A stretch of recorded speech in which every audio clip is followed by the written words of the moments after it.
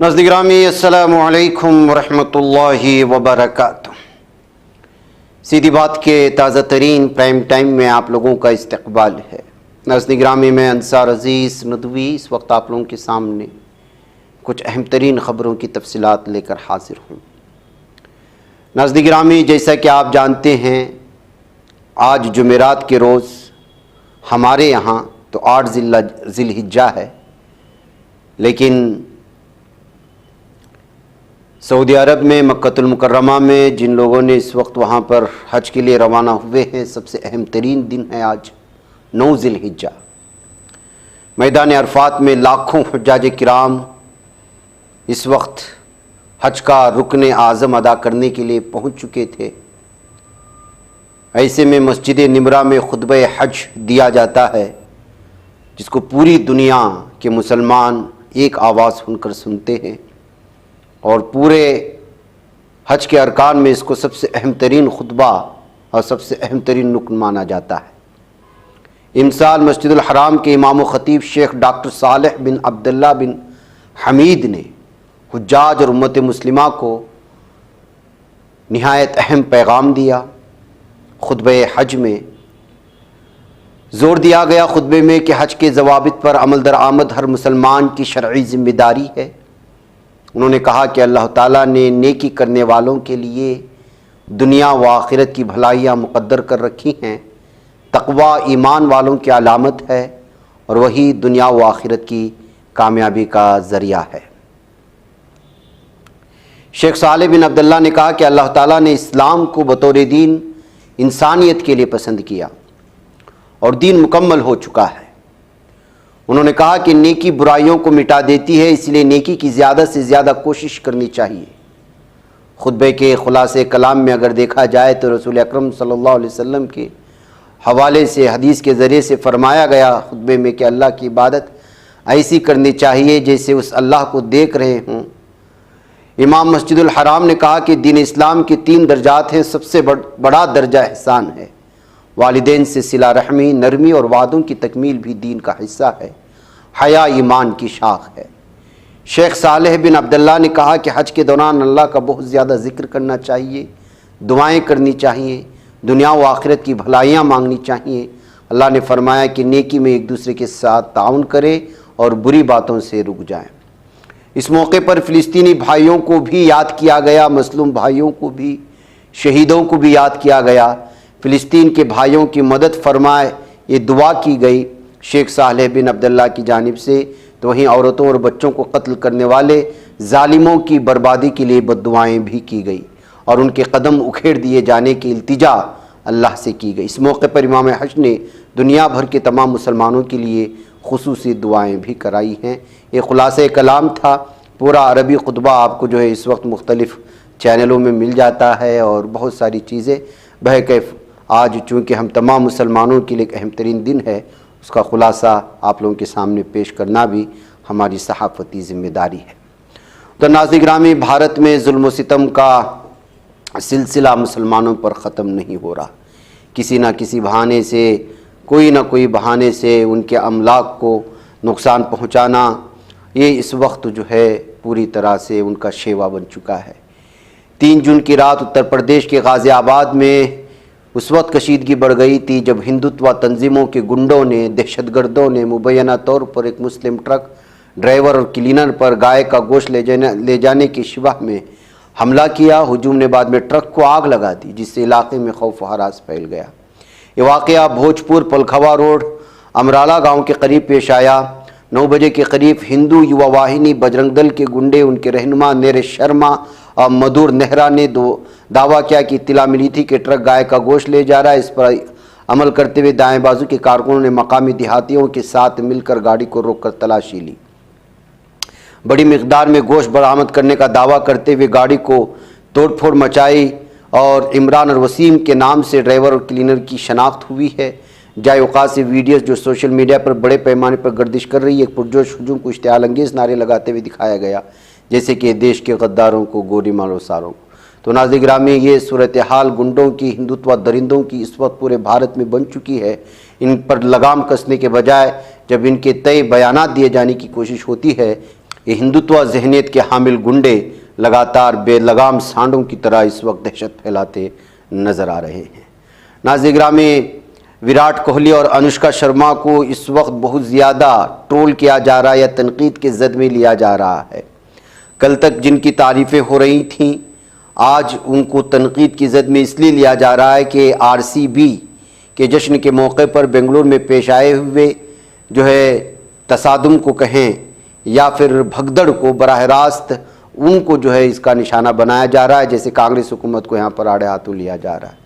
بہرکیف بتایا جا رہا ہے کہ وہ جب بنگلورو سے ممبئی پہنچے تو ممبئی کے ایئرپورٹ میں ان پر مختلف تانے کستے ہوئے نظر آئے لوگ، اور اس کے علاوہ ناظرین گرامی کہ یہ خبر مل رہی ہے کہ دونوں لندن جانے والے ہیں۔ تو یہ جب خبر باہر نکلی اور ایئرپورٹ میں نظارہ دیکھے تو لوگ الگ الگ طرح کے اور الگ الگ طرز سے ان کو اس وقت تنقید کے زد میں لے رہے ہیں، جبکہ براہ راست یہ جو واقعہ پیش آیا، جو سانحہ پیش آیا ہے، جو افسوسناک سانحہ ہے، براہ راست ان کو دوشی قرار دینا، کیا یہ انصاف ہو سکتا ہے؟ اس بات کو لے کر کے بھی لوگ مختلف قسم کے تبصرے کر رہے ہیں۔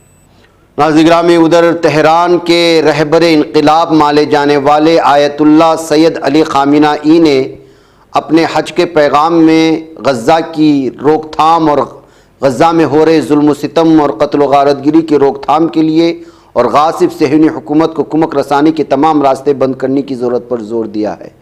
خامنہئی نے اپنے پیغام میں کہا کہ دوسرا حج ہے جو غزہ اور مغربی ایشیا کے المناک واقعات کے دوران انجام پا رہا ہے۔ فلسطین پر قابض مجرم صہیونی گینگ نے ناقابل یقین درندگی اور عدیم المثال بے رحمی اور شرانگیزی کے ساتھ غزہ کے المیے کو ایک ناقابل یقین حد تک پہنچا دیا ہے۔ اس وقت فلسطینی بچے بموں، گولوں اور میزائلوں کے علاوہ بھوک اور پیاس سے مر رہے ہیں۔ اپنے عزیزوں، جوانوں اور ماں باپ کو کھونے والے غم رسیدہ گھرانوں کی تعداد روز بروز بڑھتی جا رہی ہے۔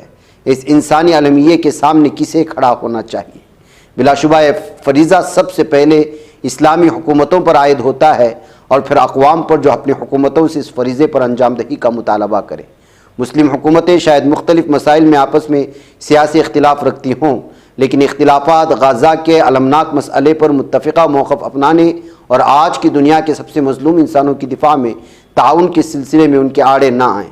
مسلم حکومتوں کو صہیونی حکومت کی امداد رسانی کی تمام راہوں کو بند کر دینا چاہیے اور اس مجرم کو غزہ میں اپنی برحمانہ کارروائی جاری رکھنے سے باز رکھنا چاہیے۔ امریکہ صہیونی حکومت کے جرائم کا یقینی شریک ہے۔ اس خطے میں اور دیگر اسلامی علاقوں میں امریکہ سے وابستہ لوگ مظلوم کی دفاع کے سلسلے میں قرآن مجید کی آواز سنیں اور امریکہ کی سامراجی حکومت کو اس ظالمانہ رویے کو روکنے پر مجبور کرے۔ حج میں برائیت کا اعلان اس راہ میں ایک قدم ہے، یہ کہتے ہوئے انہوں نے اپنے پورے کے پورے بیان میں غزہ کے مظلوم مسلمانوں کی حمایت کرنے اور ظالموں کے خلاف کھڑے ہونے کی آواز لگائی ہے۔ ادھر امریکی صدر ڈونلڈ ٹرمپ نے حال ہی میں روسی صدر ولادیمیر پوتن سے تقریباً 1 گھنٹہ 15 منٹ تک ٹیلی فون پر بات چیت کی۔ ٹرمپ نے معلومات اپنے social media platform Truth پر ایک پوسٹ کے ذریعے دی۔ اس گفتگو میں دونوں رہنماؤں نے یوکرین اور روس کے درمیان حالیہ تنازع کا بالخصوص یوکرین کی جانب سے روس کے ایئر بیس پر حملوں سمیت دیگر حملوں پر تبادلہ خیال کیا۔ صدر ٹرمپ نے کہا بات چیت اچھی تھی لیکن اس سے فوری طور پر امن نہیں ہوگا۔ انہوں نے کہا صدر پوتن نے بہت واضح طور پر کہا ہے کہ انہیں حالیہ حملوں کے جواب میں کارروائی کرنی ہوگی۔ ڈونلڈ ٹرمپ نے یہ بھی کہا کہ اس گفتگو میں ایران کے معاملے پر بھی بات ہوئی اور بتایا کہ فیصلہ کن دقتوں سے گزر رہا ہے۔ انہوں نے پوتن سے کہا کہ ایران کو جوہری ہتھیار حاصل نہیں کرنی چاہیے۔ اس پر دونوں رہنماؤں کے درمیان اتفاق رائے بھی ہوا ہے۔ ناظرین گرامی، اس درمیان میں صاف و واضح طور پر امریکی صدر ٹرمپ نے بھی کہا ہے کہ جو یوکرین نے حملہ کیا ہے روس اس کا بھرپور جواب دے گا۔ امن کی کوئی بھی امید نہیں لگائی جا سکتی فی الحال یوکرین نے جو کچھ رشیا کے خلاف کیا ہے۔ ادھر افغانستان سمیت 12 ممالک کا امریکہ میں داخلہ بھی ممنوع قرار دیا گیا ہے۔ برما، میانمار، چاڈ، جمہوریہ کانگو، استوائی Guinea, Eritrea, Haiti, Iran, Libya, Somalia, Sudan, Yemen سے داخلے پر مکمل طور پر پابندی ہے، جنہیں ناکافی اسکریننگ، دہشت گردی کے تعلقات یا امریکی امیگریشن کے ساتھ تعاون کی کمی کی وجہ سے بہت زیادہ خطرے کے طور پر شناخت کیا گیا ہے۔ جی ہاں ناظرین گرامی، دوسرے ممالک میں برما، ایران اور لیبیا بھی شامل ہو گئے۔ 78 سالہ بوڑھے صدر امریکہ نے 7 ممالک کے شہریوں پر بھی اب یہ پابندیاں عائد کر دیا ہے۔ ادھر فرانس سے خبر آ رہی ہے کہ مساجد سے قرآن چرا کر نظر آتش کرتے ہوئے اس کی توہین کرنے کی کوشش کی جا رہی ہے۔ پولیس ذرائع نے بتایا کہ فرانس کے شہر لیون میں قرآن کریم کی بے حرمتی کا واقعہ پیش آیا، جہاں مسجد سے ایک ملعون شخص نے قرآن پاک کا نسخہ چرایا اور اسے نظر آتش کر دیا۔ غیر ملکی خبر رساں ادارے AFP کے مطابق رون علاقے کی مساجد کی کونسل نے کہا ہے کہ اتوار اور پیر کی درمیانی شب ایک شخص مسجد میں داخل ہوتا ہے، اس نے قرآن پاک کا ایک نسخہ لیا، اسے نظر آتش کیا اور پھر فرار ہو گیا۔ اس سے تھوڑا سا اشتعال ہوا، لیکن پولیس اس کی گرفت کے لیے راستے ہموار کرنے کی کوشش کر رہی ہے۔ ناظرین گرامی، مجھے اجازت دیں۔ السلام علیکم ورحمۃ اللہ وبرکاتہ۔ بچ پاتا ہے کوئی صحافی کی نگاہوں سے، ملاتا ہے یہ لوگوں کو محبت کی پناہوں سے، کرم اور درد مندی کا ہے ایک سنسار، سیدھی بات عظیمت جرأت و ہمت کا ہے اظہار، سیدھی بات عظیمت جرأت و ہمت کا ہے اظہار، سیدھی بات۔ یہ چینل حق نگر بن کر کچل دیتا ہے فتنوں کو۔